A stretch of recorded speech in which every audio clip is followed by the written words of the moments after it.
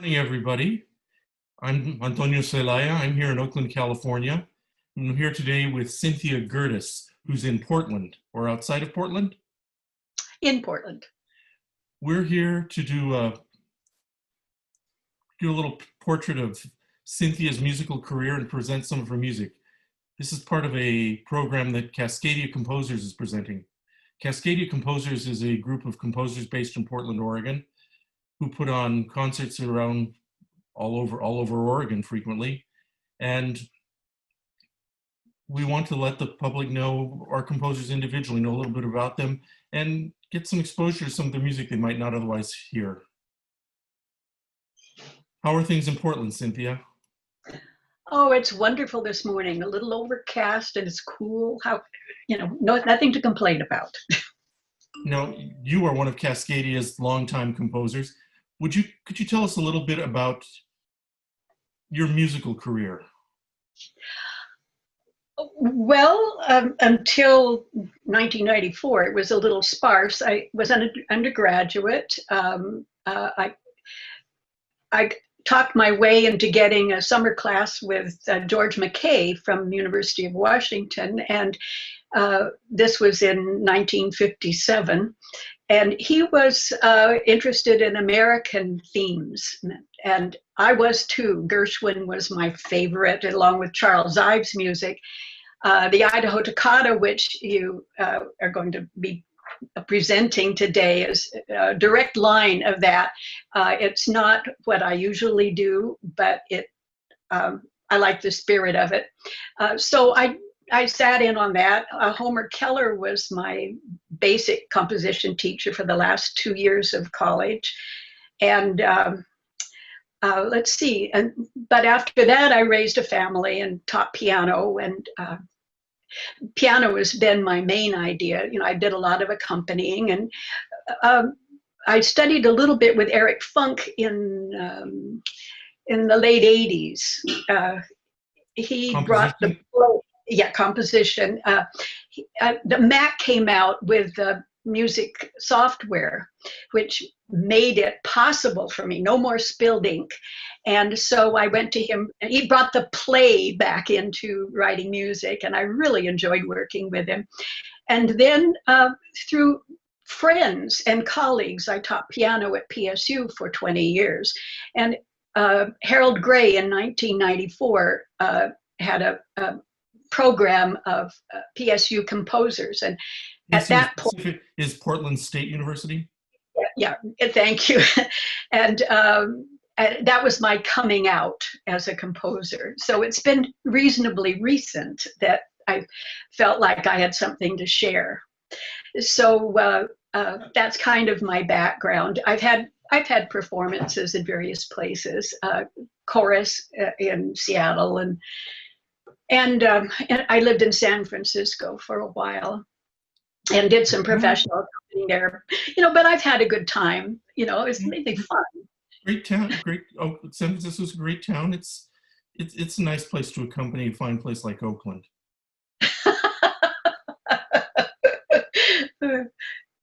Yeah, I did the Eric Fromm concert series. I was on that a little bit, and that was fun. But anyway, what else do you want to know? I'm sorry. You have a background in theater as well, don't you? A little bit. I did some roles just in theater, and then I did some opera roles because singing was part of it. Eric Funk labeled me as a generalist, which is probably on the mark. And I've returned more seriously to composition just in later years. Do you think that your background in theater has affected the way you write music, the type of music you write? In retrospect, maybe, especially in the piece, the Idaho Toccata. Yes. Okay, we'll talk about that a little later. Idaho Toccata. Yeah. How did you become involved with Cascadia Composers? Well, I must say that I got confidence through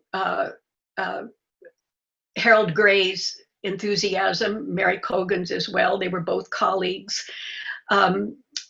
And then other people started playing my music and got enthusiastic and or at least helpful.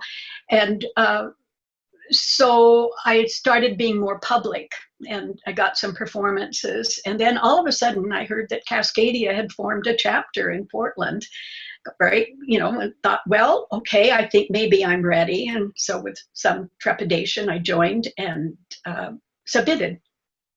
So that's how it happened. And then I found these are my people.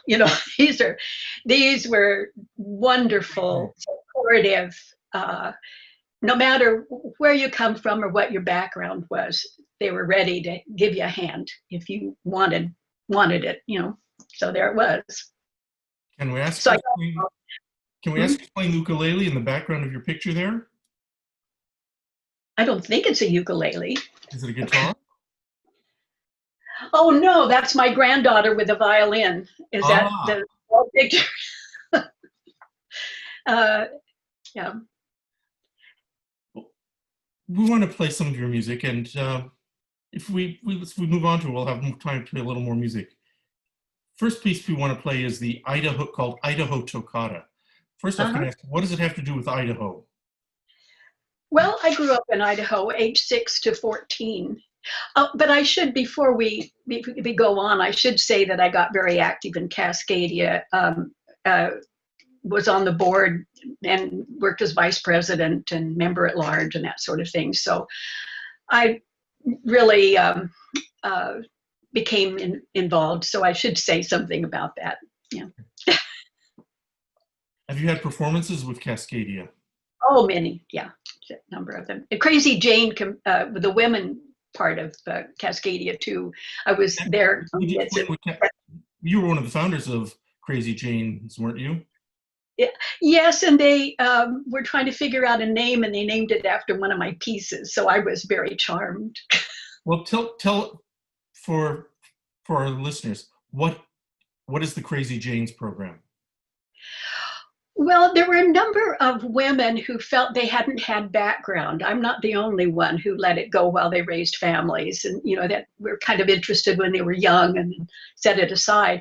So when we have blind submissions for Cascadia, they felt they were at a disadvantage, and so they wanted to get more experience. So they decided to have a group of women just have a program for themselves where everybody was welcome to do what they wanted to do. So that's how it started.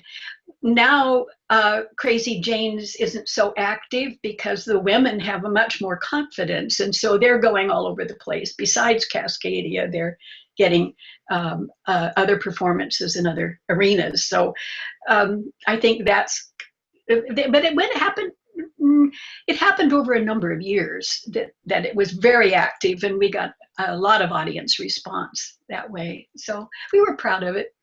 Well, do you think that women tend to write music of a different sort? Do you think there's a sort of a male academic voice in new music and the people who do the selections tend to think that that's what good music is?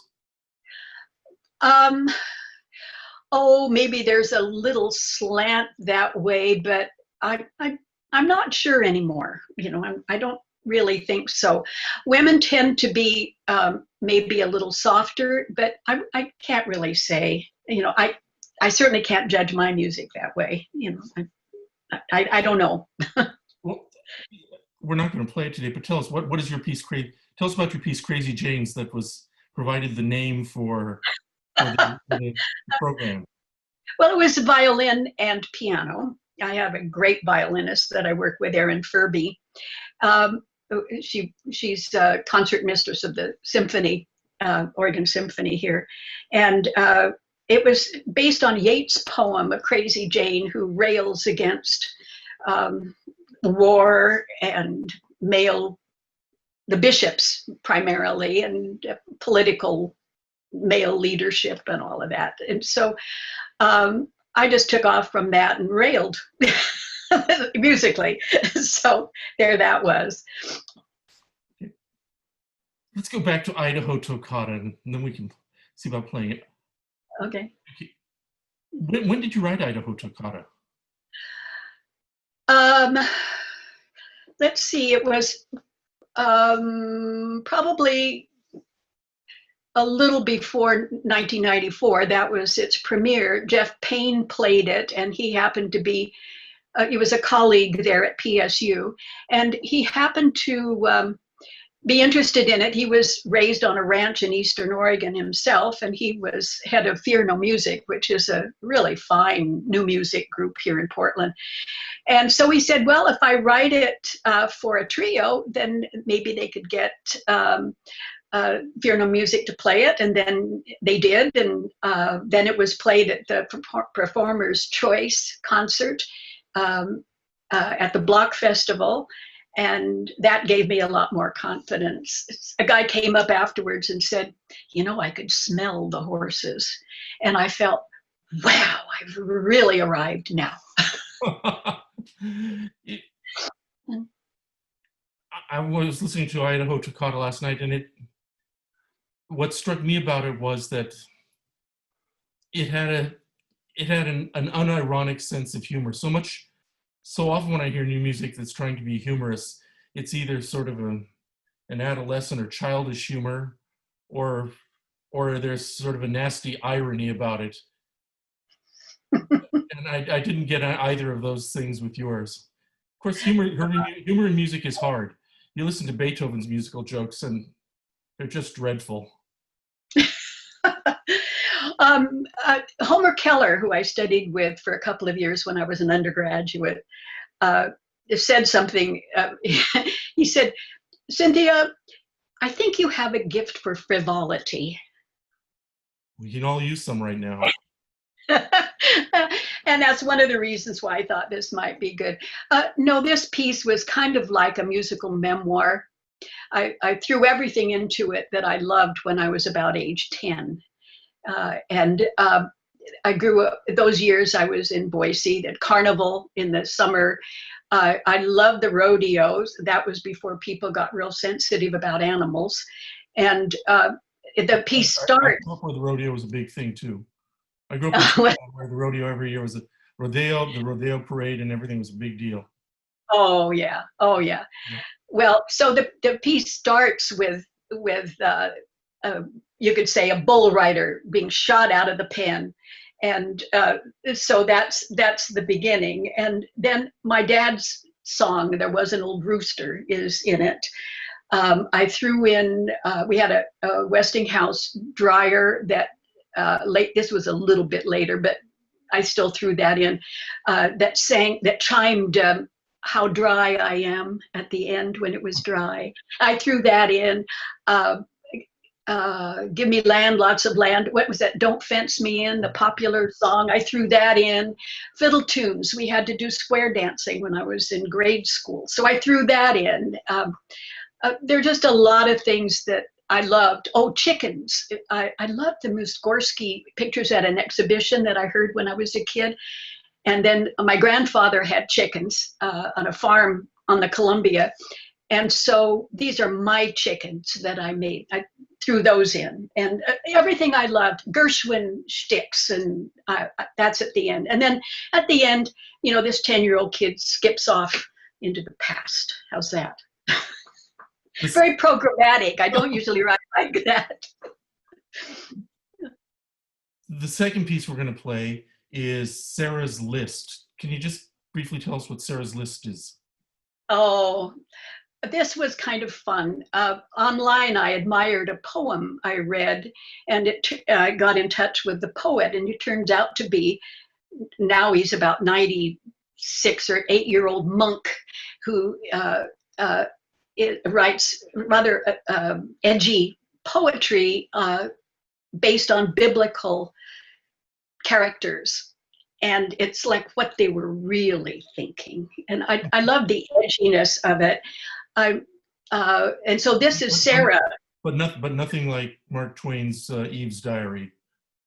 No, there's one Eve's version, and it's charming too. Yes, there's an edginess to it, and there's also kind of an aggressive edge addressing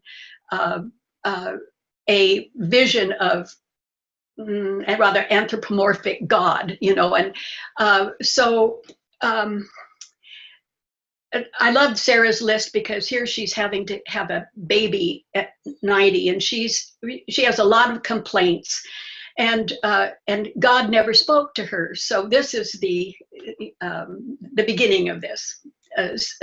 Sarah's list usually gets a laugh. She's elderly, she limps up, and I hoped that you could just sort of see her giving the what for to God for ignoring her. So that's the background to that. Cynthia, who are the performers on Sarah's list? Nicole Loop-Hanig and her brilliant accompanist, Susan Mcdaniel, who was, as a child, a piano student of mine. She's now very active around town. So I was very pleased to work with these two people. They were delightful to work with, in fact.